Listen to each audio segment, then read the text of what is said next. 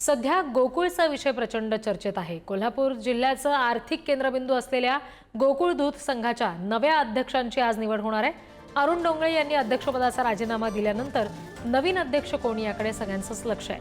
आज संचालक मंडळाच्या बैठकीमध्ये अध्यक्षपदावर शिक्कामोर्तब होणार आहे, तर नवीन अध्यक्ष महायुतीचा असावा यासाठी वरिष्ठ नेत्यांकडून प्रयत्न सुरू आहेत। त्यामुळेच हसन मुश्रीफांचे पुत्र नावेद मुश्रीफ यांच्या नावाची चर्चा जोरदार आहे।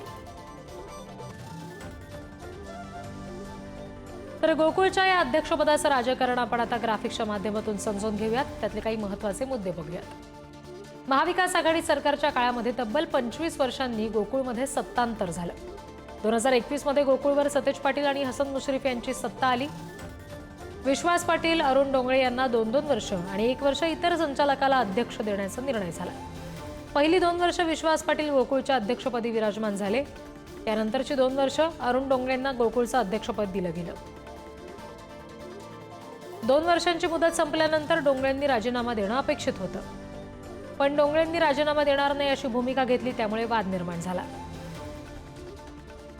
फडणवीस आणि शिंदेंनी महायुतीचा अध्यक्ष करा, तोपर्यंत राजीनामा देऊ नका असं डोंगळेंनी स्पष्ट केलं। अरुण डोंगळेंनी राजीनामा न दिल्यामुळे गोकुळमधील इतर 19 संचालक त्यांच्या विरोधात गेले।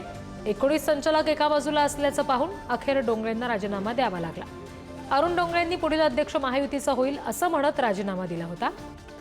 सतेज पाटील यांनी मात्र अध्यक्ष राजर्षी शाहू शेतकरी परिवर्तन आघाडीच करेल असं म्हटलेलं, आणि त्यामुळे आजच्या अध्यक्षपदाच्या निवडीच्या पूर्वसंध्येला कोल्हापुरात राजकीय खलबतं झालेली आहेत। गोकुळचे संस्थापक अध्यक्ष आनंदराव चुयेकरांचे चिरंजीव शशिकांत चुयेकरांचं नाव आधी अध्यक्षपदासाठी आघाडीवर होतं, मात्र नंतर शशिकांत चुयेकरांचं नाव मागे पडलं। हसन मुश्रीफ यांचे पुत्र नावेद मुश्रीफ यांचं नाव चर्चेत आलं।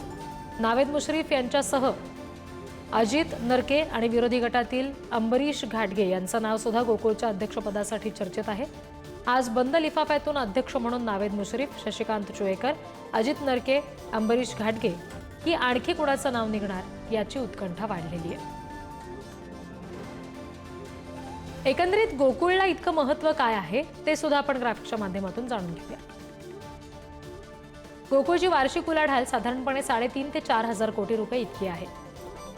संलग्न दूध संस्था 7,000च्या पुढे, जवळपास 7,500पेक्षा जास्त आहे। दूध उत्पादक शेतकऱ्यांची संख्या सुद्धा 5,60,000च्या आसपास आहे। प्रतिदिन संकलन 15 लाख लिटरपेक्षा जास्त होतं। प्रतिदिन विक्री सुद्धा 14 लाख लिटर इतकी आहे। वार्षिक उलाढाल 3,653 कोटी रुपये आहे। राखीव निधी 374 कोटी 20 लाख रुपये आहे। गुंतवणूक 292 कोटींची आहे। कायम मालमत्ता 260 कोटी 77 लाखांची आहे। निव्वळ नफा 11 कोटी 45 लाखांचा आहे। उत्पन्नातील 82% रक्कम शेतकऱ्यांना परत केली जाते। दर 10 दिवसांना 69 कोटी शेतकऱ्यांच्या घरात जातात, आणि हे आर्थिक गणित बघता गोकुळला हे विशेष महत्त्व आहे। आणखी तपशील आपण घेणार आहोत। प्रतिनिधी शेखर पाटील आपल्याशी जोडले गेलेत त्यांच्याकडून। शेखर, जसं आत्ताच आपण म्हटलं की गोकुळ हे आर्थिक राजकारणाचा एक केंद्रबिंदू आहे कोल्हापुरात, आणि त्याच्या अध्यक्षपदाची आज निवड होते, काय नेमकं घडू शकतं? कारण मुश्रीफांच्या चिरंजीवांचं नाव सुद्धा चर्चेत आहे। बरोबर आहे. नाव जे आहे ते त्या ठिकाणी कोणतं समोर येणार हे सर्वच कोल्हापूरकरांना त्याची उत्सुकता लागून राहिलेली आहे. मात्र गेल्या 10 दिवसांपासून ज्यांचं नाव आघाडीवरती होतं ते शशिकांत पाटील सुयेकर, ज्यांनी गोकुळची स्थापना केली, त्यांचेच चिरंजीव जे आहेत ते शशिकांत पाटील यांचं नाव खरं तर आघाडीवरती होतं, सर्वमान्य नाव ते होतं। मात्र त्यांच्या नावाला नेमका विरोध कोणी केला हे आता पाहणं गरजेचं आहे, कारण काल अनेक खलबतं जी आहेत ती या संपूर्ण अध्यक्षपदाच्या बाबत जी आहे ती झालेली आहेत, आणि त्या ठिकाणी नवीद मुश्रीफ यांचं नाव देखील समोर आल्याचं पाहायला मिळते। त्यांच्या कार्यकर्त्यांनी काल व्हॉट्सअपद्वारे स्टेटस देखील लावलेले आहेत नूतन अध्यक्ष म्हणून। तर एकूणच बघितलं तर 1 वर्ष जे आहे ते आता अध्यक्षपद असणार आहे।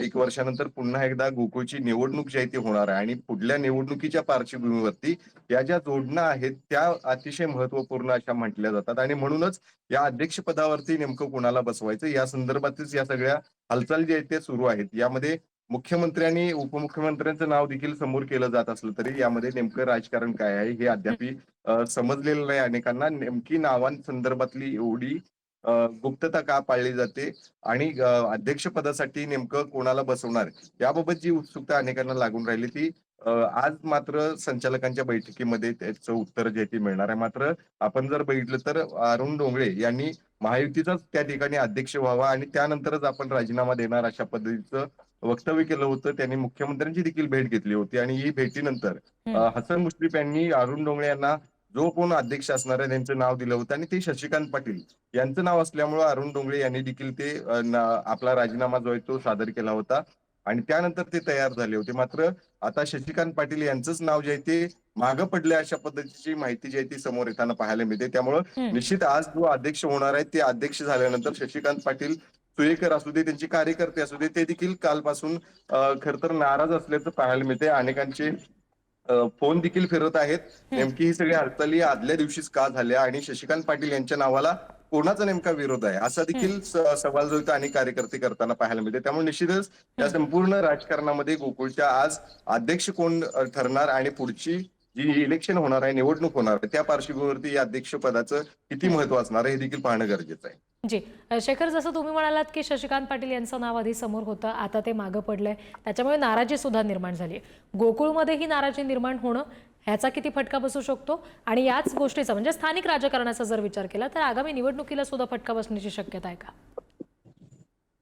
अगदी बरोबर आहे. कारण गोकुळचं राजकारण आपण जसं ग्राफिक्सच्या माध्यमातून याची आर्थिक उलाढाल बघितली तर ती 3,500 ते 4,000 कोटी इतकी याची उलाढाल आहे आणि एकीकडे आम्हाला आमदारकी नको मात्र या गोकुळचं संचालक करा अशी पद्धतीची मोहीम जी आहे ती कोल्हापूरमध्ये प्रचलित आहे आणि त्याचं कारणच हे सगळं अर्थकारण आहे आणि त्या अर्थकारणाच्याच पार्श्वभूमीवरती जर या ठिकाणी अध्यक्ष निवडीवरून कुठलं राजकारण झालं कोणाची नाराजी ओढवून घेतली तर त्या ठिकाणी सतेज पाटील आणि हसन मुश्रीफ यांची जी सत्ता आता या गोकुळवरती आहे ती सत्ता मात्र पुढच्या वेळी तशीच कायम ठेवण्यामध्ये अनेक आव्हानं असणार. कारण बाजूला महाडिक गटाकडून देखील मोठी ताकद जी ती लावली जाते. त्यांचे देखील मोठ्या प्रमाणात कार्यकर्ते जे या ठिकाणी आहेत. त्यामुळे या संपूर्ण आत्ताच्या घडीला जे असणारे संचालक आहेत त्यापैकी कुणाची नाराजी जर ओढवून त्या ठिकाणी पुढे अध्यक्ष निवड झाली तर मात्र पुढची गणित जी आहे ती अर्थातच बदलणार आहेत. पुढची निवडणूक अर्थातच त्या ठिकाणी अतिशय वर्चस्वाची आणि खर तर त्याच्याकडे अनेकांचं लक्ष लागलेली असणार आहे. त्यामुळे निश्चितच ही अध्यक्ष निवडीनंतर आता पुढची कोणती गणित जी आहे ती फिरतात कशा पद्धतीने हालचाली जी आहे त्या गोकुळच्या राजकारणामध्ये होणार आहेत हे देखील पाहणं गरजेचं आहे. अगदी. आणि त्याच्यामुळे प्रत्यक्ष आता अध्यक्षपदावर कोण बसतंय हे नाव निश्चित झालं की पुन्हा एकदा पुढचे तपशील तुमच्याकडून घेऊ. सध्या धन्यवाद शेखर दिलेल्या माहितीसाठी.